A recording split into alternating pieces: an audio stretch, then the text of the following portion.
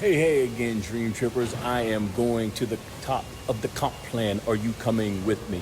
So, after my parents got divorced, I dropped out of college and I got a job. But playing in the NFL was still a burning desire inside of me. And I had a friend at work that we talked about that dream constantly.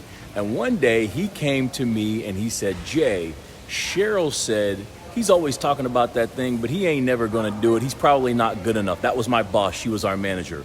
I left 1 week later to go make it happen. See, on the day you were born, you left the land of comfort.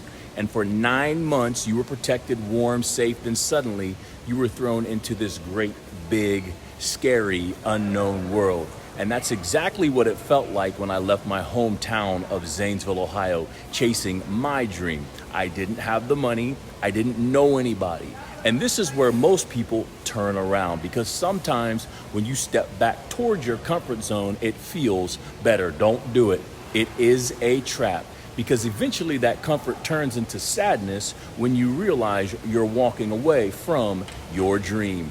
And that longing doesn't disappear just because nobody else can do your dream. There is only one you in the universe. Your dream is yours to discover, and it's yours to act on. So understand the choice. You can sacrifice your comfort zone, or you can sacrifice your dream. And I promise you, the pain of change is better than the pain of staying the same. But Jay, if I really want it, why am I so afraid? Because everybody feels fear.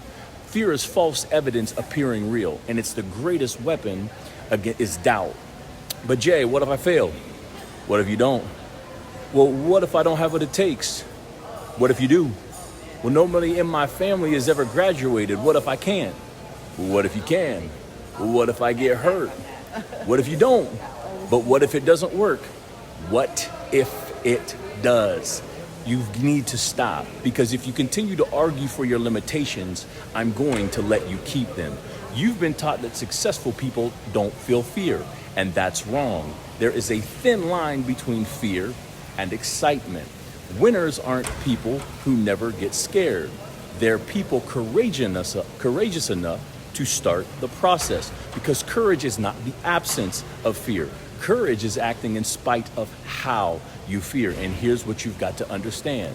Before you can live your dream, you have to become the person capable of being able to handle it. That's why the unknown is necessary. The journey is preparing you for what you're asking for. What you do is a result of what you believe. So reject the wrong thinking. Embrace the truth. You don't need to see the entire road.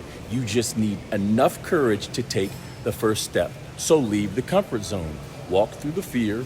Start the process, because you have two choices. Sacrifice your comfort or sacrifice your dream. And your dream costs too much to leave behind. Fix that brain.